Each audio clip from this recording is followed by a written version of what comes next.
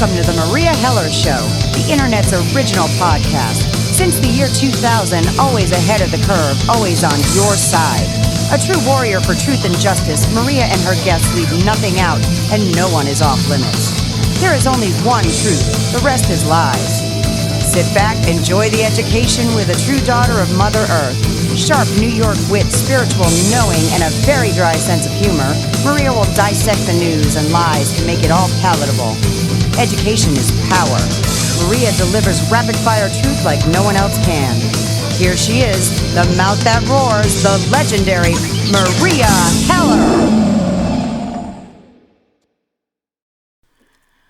Good morning, world. Maria here, alive and kicking. Welcome to the show. Today I have a special guest and somebody I'm pretty excited about. About a month or so ago, maybe it was more, who knows? Time flies when you're not having fun. But I got to see the movie Franken Skies. And I have to tell you, folks, I've interviewed pretty much everybody on chemtrails in the past 20 years. Everyone from Cliff Carnicom of the Carnicom Institute, Michael Murphy, Will Thomas out of Canada, David Icke, so many people, including the congresswoman in Arizona years ago, who was fighting against chemtrails, who actually wanted to stop them spraying the skies here. Well, obviously her career didn't go well after that.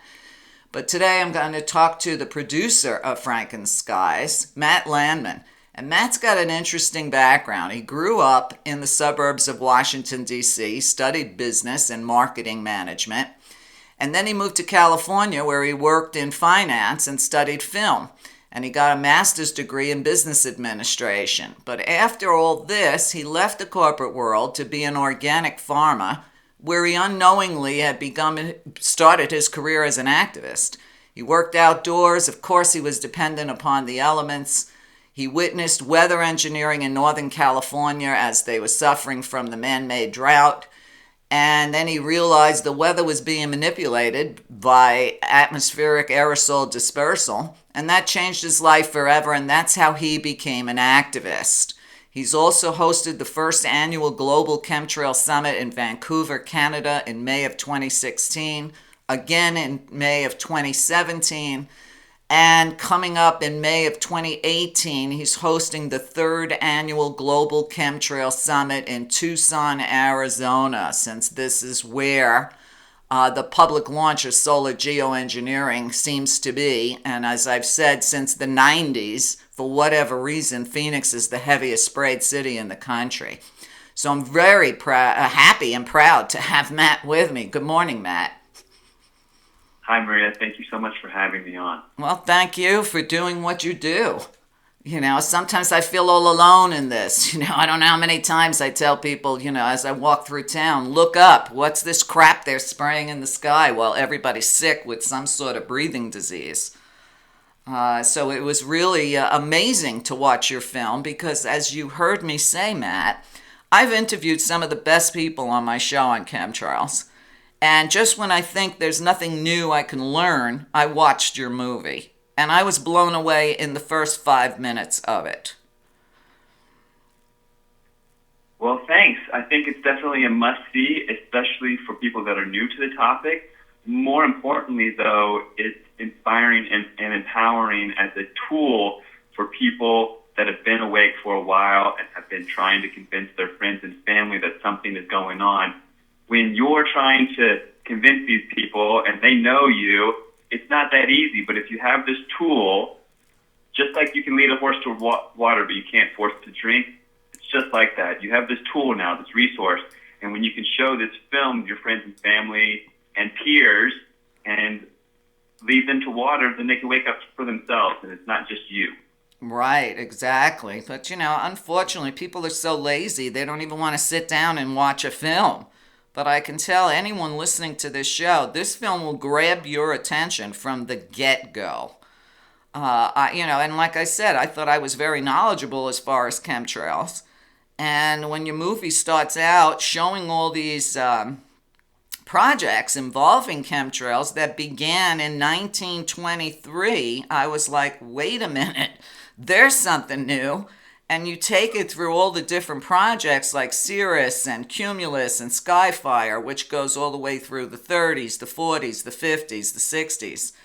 And, you look at the skies now and you can see that they certainly haven't slowed it down. And I keep reminding people, this is not vitamins that they're spraying on us. Well, when faced with a program so vast, it's really easy for people to build this gigantic brick wall of cognitive dissonance and to say to themselves, well, that couldn't be happening.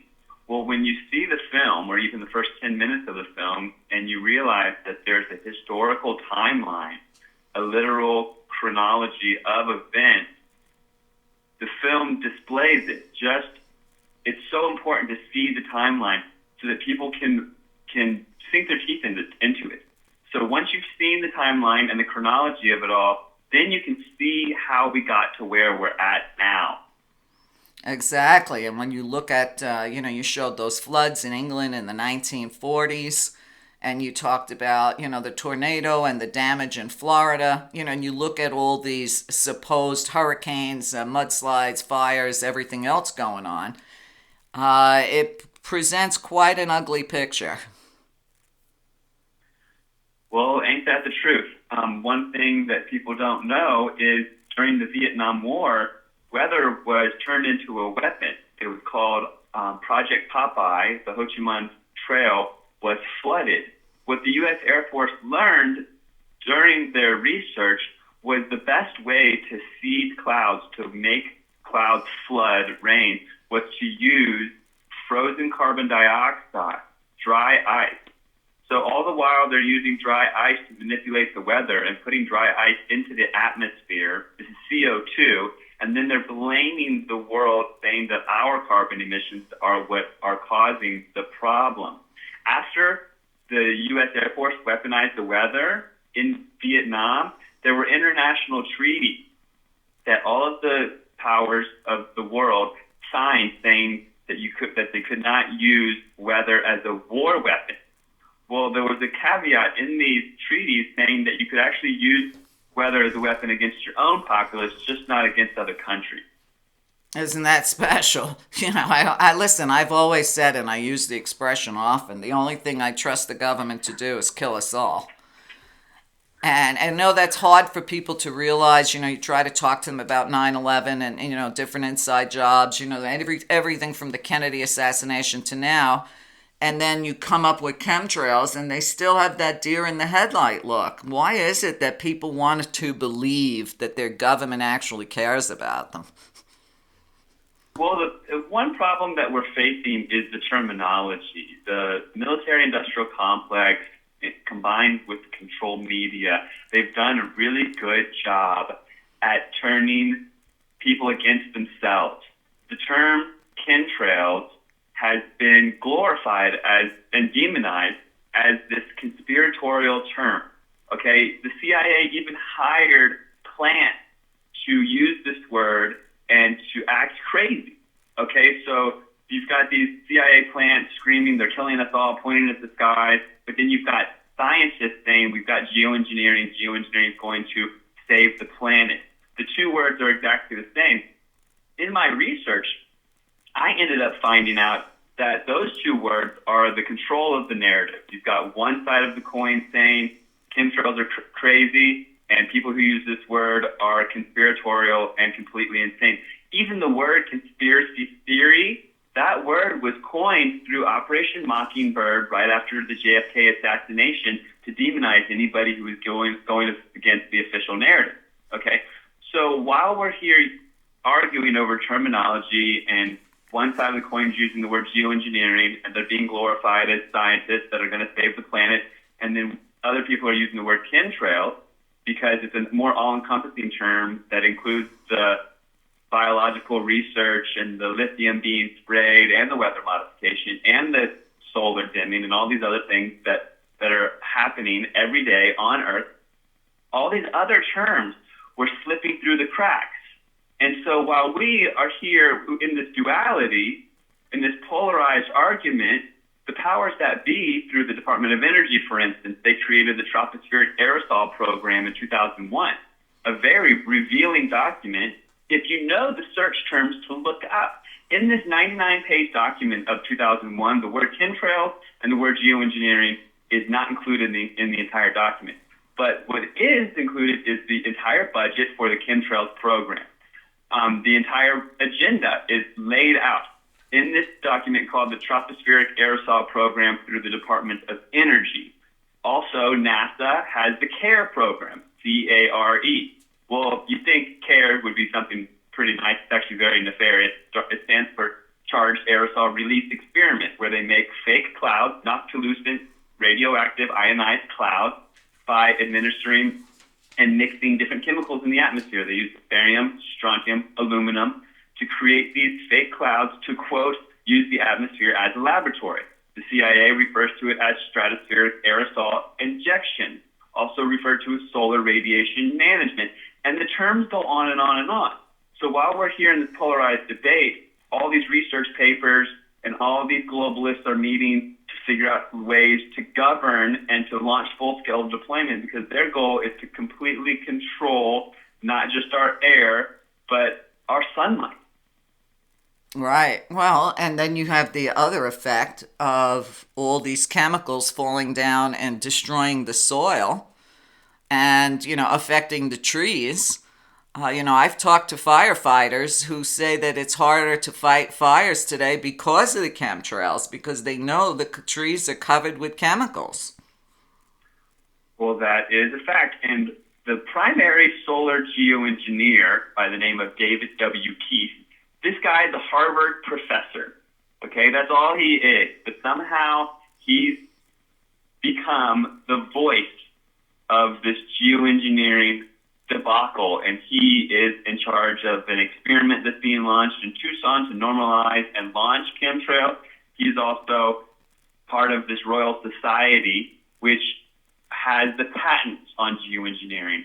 So as geoengineering becomes more common and more federal funding goes towards geoengineering, he's the one making money off of it. Mm-hmm. So he came out with a paper, or various papers, but his recent paper, Stratospheric Solar Geoengineering Without Ozone Loss, in his paper, he claims that they do not know how these gases that they're putting up in the atmosphere, how they interact with the other gases.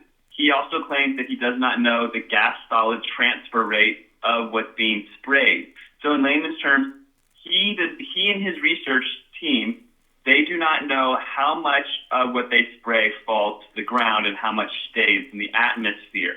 So they're literally using the atmosphere as a laboratory, and as they spray these barium salts and these aluminum oxides in the atmosphere, a lot of them fall down to ground level. Not only are we breathing them and being subject to Alzheimer's and dementia, but the bees are being affected, and it's causing the colony collapse disorder. The soil is becoming alkaline, which creates a toxic environment for the plants where they can't uptake proper amounts of water. When there's so much aluminum in the soil, when the trees try to uptake the water, they can't uptake it properly, and you end up with trees that are combustible and are subject to extreme fire, prone to more forest fires. And not just that, but everything is dying from this. Everything on Earth, there's biosphere collapses because of the, quote, research that's going on. So imagine if they get their way and they launch the full-scale deployment, which they've termed a Mount Pinatubo effect. Mount Pinatubo was a volcanic eruption in 1991 in the Philippines. Mm-hmm. It shrouded the entire Earth with sulfuric dust. Scientists claim that so much dust got in the atmosphere that it dimmed the sunlight and that the global mean temperature declined 1 degree Celsius. So they want to mimic a volcanic eruption, shroud the entire Earth with their experimental haze, which officially they're still experimenting on what's best, but we know that it's aluminum and different nanoparticulate metallics. So once they've done that, then they will claim that it has dimmed the sunlight and that they're protecting us from escalated climate change and global warming. All right, but right now we happen to be in a period of solar dimming, and we have a better chance of moving to another ice age than we do to global warming. So it's like everything they tell us is an inversion of the truth. But watching your movie, there were so many great points in there. And at one point you talk about the 12 new clouds that all of a sudden, listen, I'm almost 70 years old and I never knew that they could just all of a sudden discover new clouds, okay? I remember when the sky was always clear. But one of the clouds is called Homo mutatus, and you say that it translates man-made, but I looked at that and saw it as mutating man.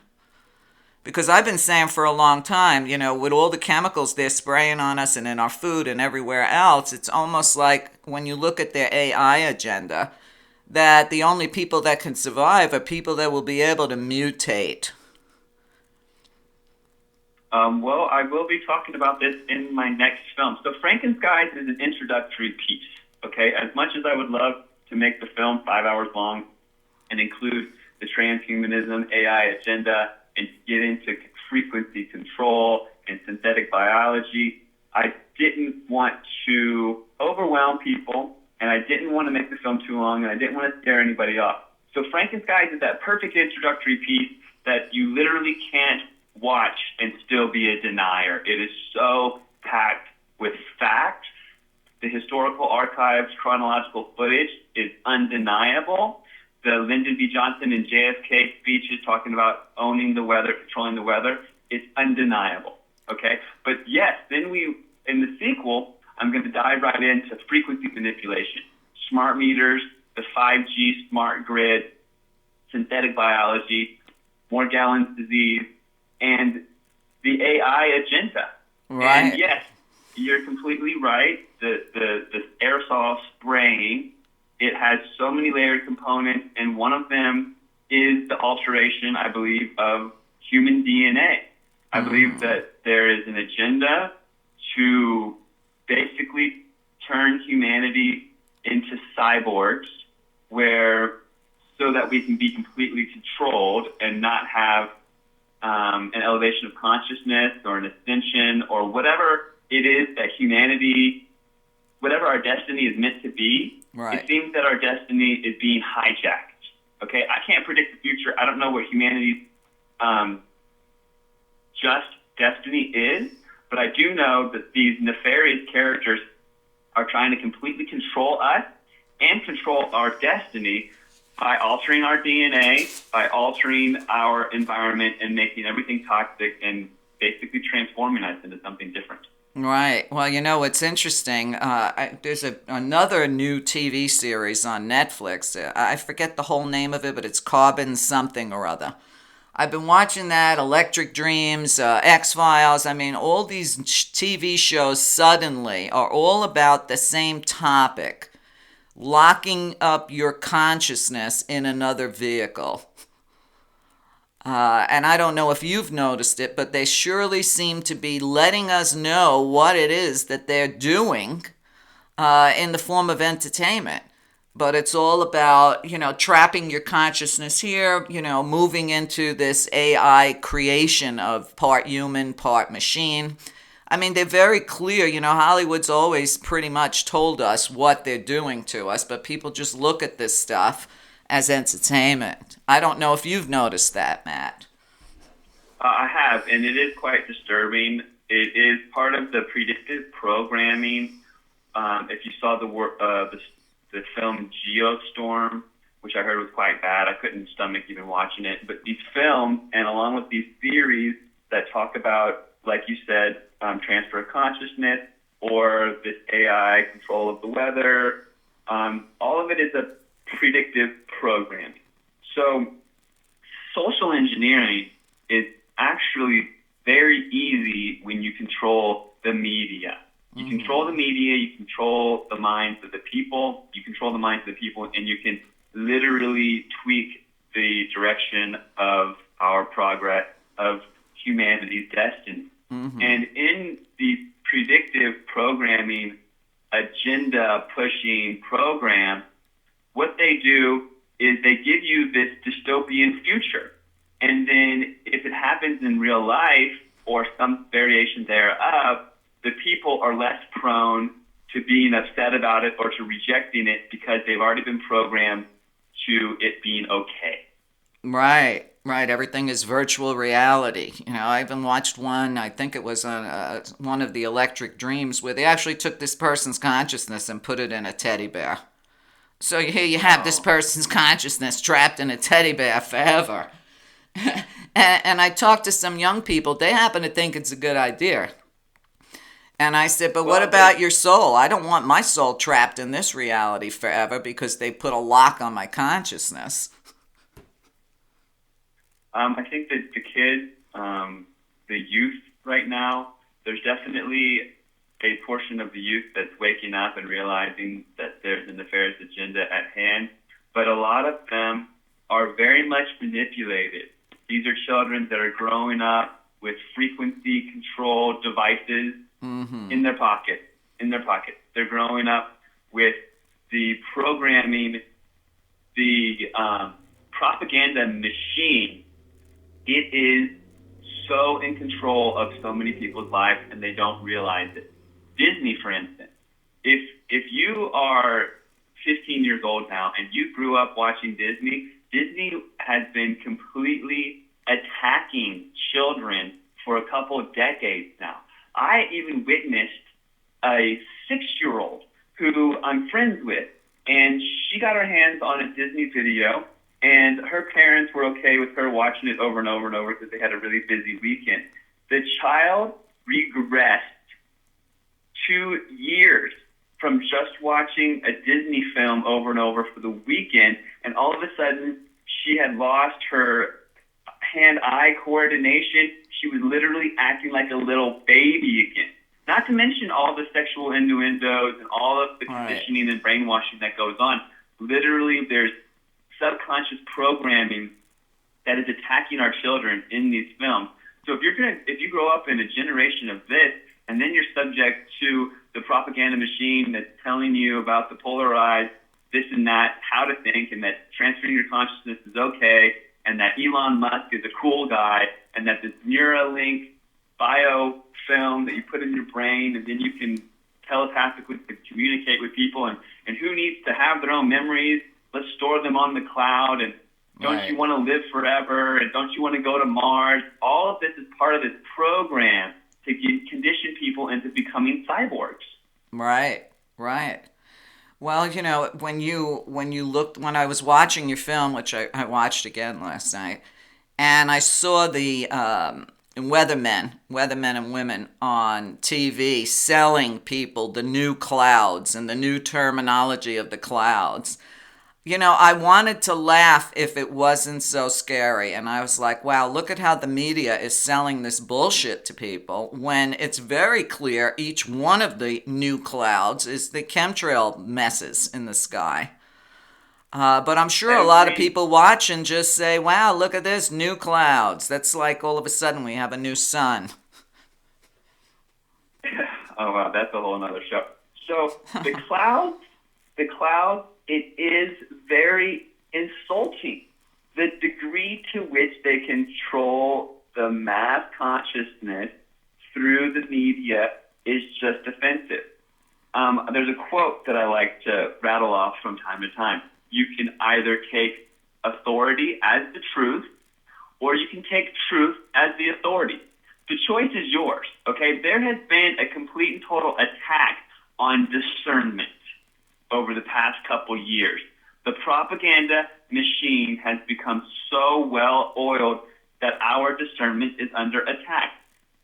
Anytime there's something in the news that is truth, if you look it up, there is the exact opposite polarized argument unleashed by the media so that people, especially the youth, they don't know what's what. When I do my grassroots activism and I'm going around passing out flyers, I can literally connect with almost anybody on the street.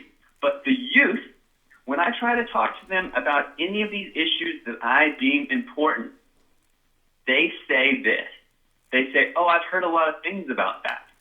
And I talk to them about 9/11. Oh, well, don't you know 9/11 was an inside job or this and that, trying to get them to break out of their mental paradigm of this mental construct of cognitive dissonance, to think that something could be going on, to think that maybe the media isn't trusted. And they say, well, I wasn't there, and I've heard a lot of things about that. And I say, well, what do you mean? And they go, well, if you look up 9/11, there's one thing saying one thing, and then something saying the exact opposite. It's totally polarized, and there's duality right there in your face. And it's a bombardment of duality. So if you are looking to discern, and you're a young person, how can you pick a side if both of the sides seem credible, and if both of the sides are saying the exact opposite? Right. Literally, there's no way for them to make up their mind, especially something so big, and to activate someone to becoming an activist, to get passionate about something, to devote their life to something, especially in the face of their peers and the scrutiny of their friends and family. It's not going to happen when they can't even discern anymore. This fake news, which is actually fake news, the propaganda machine has totally warped the minds of the people so that they have no choice but to not think for themselves, Right. and to take what the media says as fact. So when the media says, oh, we're doing a reality show, whoever has the most robotic implants are going to be the ones that are allowed to go to Mars, okay? Then all of a sudden, that's cool to get implants to go to Mars.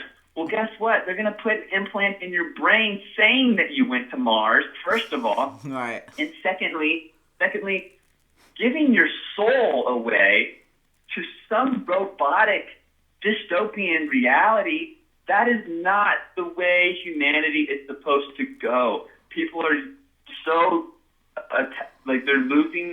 they're becoming disconnected to the real world. Well, yeah, and right, and look at how they're seducing people into virtual reality, seducing people into getting microchipped, seducing people into, oh, you can have a computer on your arm, you won't even need your phone. And a lot of young people today, and when I talk about young, I'm talking about not just teenagers, people up into their 30s no longer have computers. Everything is their phone. So I'm like, what do you mean you don't have a computer? You know, to me, that's like, well, how am I going to send you this document? What are you going to do with it? So, you know, they so easily got seduced. But I think one of the scariest mentions in your film were how many young people are getting dementia in their 30s. You know, I don't remember who it was, but about a month or two ago in the list of the ever dying, I believe somebody famous had died, and they said that person had had dementia since he was 50 years old. And I was like, what? You know, when I was a kid, first of all, I don't remember hardly anybody ever having dementia. Okay, no matter how old anybody's grandmother or grandfather was. You know, maybe one in a blue moon. But to see that people this young are getting dementia and not making the connections to the chemicals they're spraying on us every day is kind of crazy. Well, dementia comes from aluminum, and we are being bombarded with aluminum. It's in our deodorant, it's in some of our food, it's in the air that we breathe, and it's in every single vaccination. But part of the agenda, which is so important for people to grasp, is the interconnection with fluoride, okay? There's fluoride in the tap water. There's fluoride in a lot of teas and kombuchas and what have you that you get at the store. Right. There's also fluoride in people's toothpaste. Now, fluoride is a neurotoxin, and it has the ability to cross right past your blood-brain barrier, to go straight to your brain. Well, aluminum can't go straight to your brain. But if you have fluoride and aluminum in your system, the aluminum attaches to the fluoride escorts the aluminum to your brain, passes the blood-brain barrier, and the aluminum and the fluoride bond. They have a chemical reaction in your brain and have these little small explosions, basically, to create a new chemical when the aluminum and the fluoride mix. And this is what's causing dementia. This is what's causing Alzheimer's. And in my film, I touch upon that in the United Kingdom, the number one cause of death now is dementia. Okay? This is skyrocketing. the normal cause of death are, Right. heart disease and cancer and stuff like that. For dementia to be the number one cause of death, All right. it's a very staggering thing that needs to be researched and approached from a very discerning, logical manner. Right, and you also look at the uptick in how many children get autism today. When I was a kid, no one had autism, okay? I can honestly say I don't remember ever from, kindergarten through high school knowing of anybody that had autism, okay? The only person that came close was when I was almost 30, a brain-damaged child that had autism. But she had a good reason, she fell out of her high chair onto a concrete floor. And, so it was understandable. Listen, Matt, we're going to take a short break. Stay with us. Matt Landman and I will be right back. She's been called Paula Revere, the mother of the internet and even a legend. The mouth that roars all truth without any input from corporate, religious, or political affiliations. Maria's in it just like you are. Often imitated but never duplicated. Commercial-free talk providing a real education in a world filled with lies, cover-ups, and propaganda.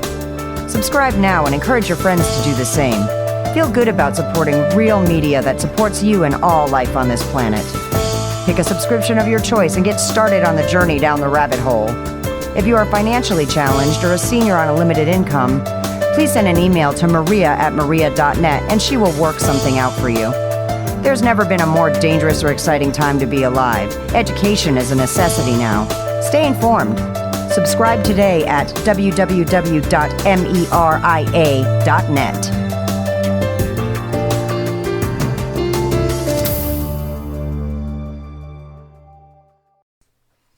Hi, this is Maria Heller. If you're enjoying this show, please consider listening to the rest of it, along with hundreds of other hours of education, by a small subscription on my site. Get over to meria.net, meria.net. You are the only thing that supports this show. There's no corporate control, and there's plenty of education on site. So please consider either a subscription or a donation to keep the work going. There are too many alternative voices out there that are being silenced because of lack of support.